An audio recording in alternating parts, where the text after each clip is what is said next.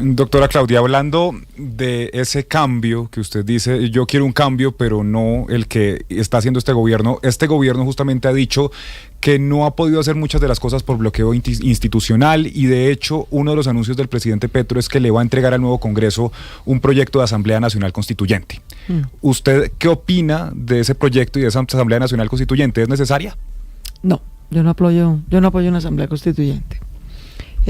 Hay cosas en las que hay que hacer, yo creo, alguna reforma a la Constitución. Por ejemplo, yo creo de verdad que si queremos salir de este mar de inseguridad y de dolor y de extorsión y de violencia contra las mujeres y de crimen organizado, es tal el desafío que tenemos que desdoblar la justicia. O sea, aquí tiene que haber una Fiscalía General, un Ministerio de Seguridad y Justicia Ciudadana que se encargue de proteger a las mujeres, de las riñas, de las lesiones, del hurto, de eso que no es un tema menor de inseguridad, y que tiene mucha impunidad y poca capacidad institucional. Pero hay que crear una fiscalía antimafia con un sistema carcelario que en vez de darle estatus de gestores de paz y gabelas a los criminales, los confronte, los someta a la justicia y no les deje volver a ver la luz del día hasta que devuelvan la plata y las armas. Para eso, por ejemplo, se necesitaría reformar la Constitución. Pero ustedes son muy jóvenes, de pronto no pero se acuerdan, pero usted participó. Yo desde que era muy chiquita, la primera lucha pero de por mi supuesto, vida fue esa. que no nos mataran pues como moscas, sí, claro. En la era de Pablo Escobar, cuando el Estado era absolutamente incapaz de defendernos, el bipartidismo liberal y conservador ni hacía ni dejaba hacer, este país era peor de injusto y desigual en ese entonces que hoy. Ser candidato a algo era imposible. Hasta 1990, si tú querías ser candidata al Consejo, te tocaba imprimir tus votos, ¿ok? A tu costo, de tu plata. Tener una maquinaria enorme que lo repartiera por toda la ciudad o por todo el país y llevar a la gente a las urnas. Esto que hoy haya tarjetón, eso es una conquista de la Constitución del 91. Que los derechos no sean de papel, que tengamos tutela y unos jueces que nos los hacen cumplir, es un logro de la Constitución del 91. Entonces yo no estoy de acuerdo con la constituyente. Creo que como casi todo lo que dice Petro, tiene una dosis de razón y una dosis de exageración. Yo sí creo que ha habido saboteo en muchas cosas. El 8 de marzo, cuando la gente vaya al tarjetón, va a tener el tarjetón de Cámara, va a tener el tarjetón de Senado y va a tener el de las consultas presidenciales. Y ahí estamos compitiendo tres opciones. Leonardo y yo, que estamos en la consulta de las soluciones, la consulta del uribismo y la consulta de Roy, pues que en mi opinión pues es la corrupción.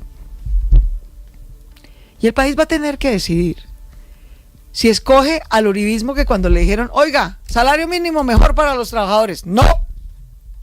Bueno, reforma pensional, pues, para que los viejos no lleguen a pobres abandonados, no. Más tierra para los campesinos, jurisdicción agraria, no. Bueno, derechos laborales y dominicales, festivos, no. Entonces yo sí les digo, por favor, de verdad, tenemos que quitarnos dos palos en la rueda en ese tarjetón. El uribismo, que a todo logro social dice que no, y la corrupción, que es la desgracia por la que nadie cree en la política, con razón. Entonces por eso los invito a votar por la consulta de las soluciones, o por Leonardo, o por mí, pero gente que haya gobernado y no esté en corrupción, y esté de acuerdo con los logros sociales y con mejorar lo que hay que corregir.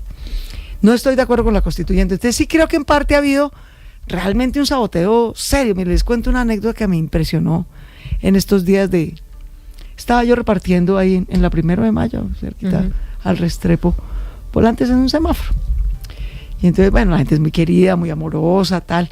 Y de pronto un señor bajo la ventanilla me recibió mi volante y me dijo, vea, lo que hay que hacer es derrotar a Petro, que hace un desastre, no sé qué. Yo le dije, lo vamos a derrotar, lo vamos a derrotar.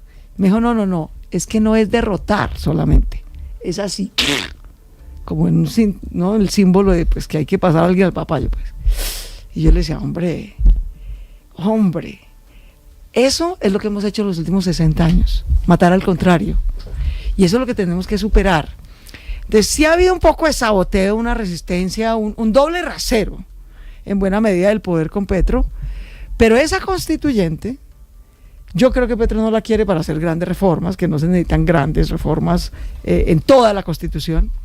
En realidad la quiere y lo ha dicho, además, no lo estoy imaginando, no me lo estoy inventando, lo ha dicho con todas sus letras. ¿Y por qué yo no puedo tener reelección? ¿Por qué Uribe sí tuvo reelección?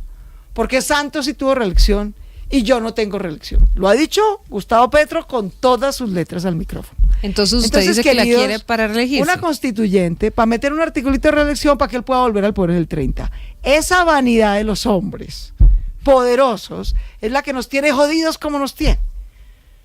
Yo creo que necesitamos es concentrarnos en recuperar el sistema de salud, en volverle a la gente sus medicamentos, en gobernar sin corrupción, en hacer esta reforma a la justicia para que no haya impunidad, en llevar un sistema del cuidado a todo el país para que las mujeres no nos quedemos en pobreza, en que los jóvenes se quieran quedar en Colombia, no se quieran ir a que los humillen y a lavar baños en Estados Unidos. ¿Cómo será que no ven futuro en Colombia que prefieren hacer eso?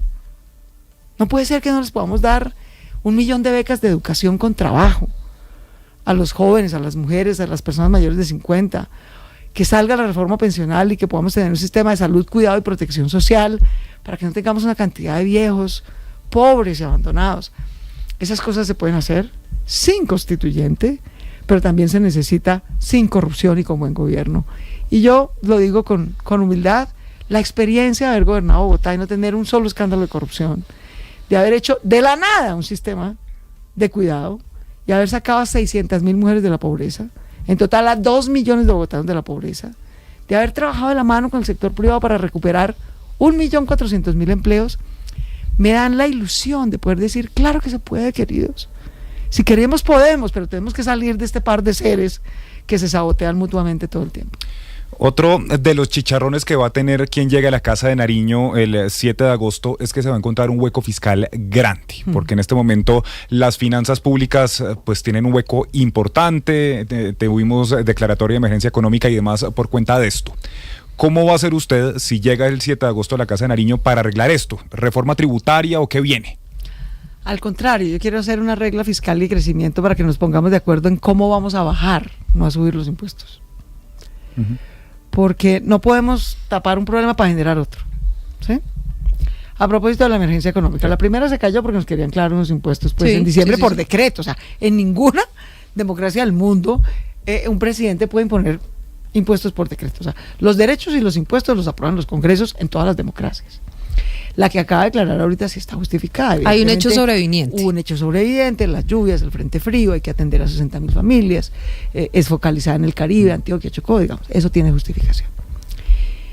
Pero entonces, primera cosa que sale por medio, o sea, de acuerdo, emergencia por esto, ambiental, de acuerdo.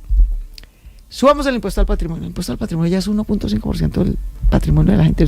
Quiere decir que cada activo que usted genere, usted le regala al gobierno de Colombia 1.5% al año.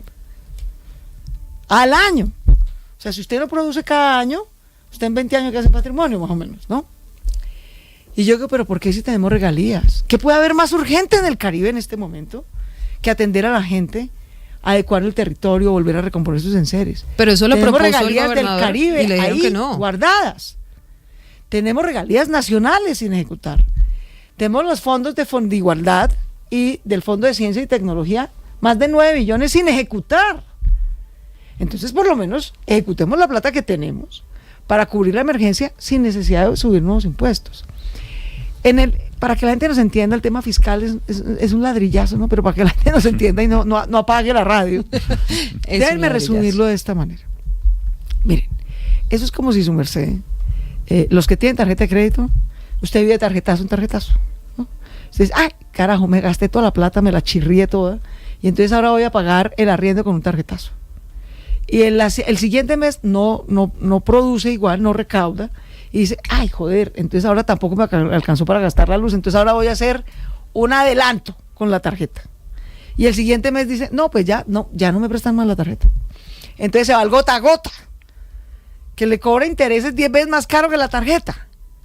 ¿Qué familia sobrevive así? Ninguna. Bueno, así está Colombia. Así están manejando hoy las finanzas de Colombia.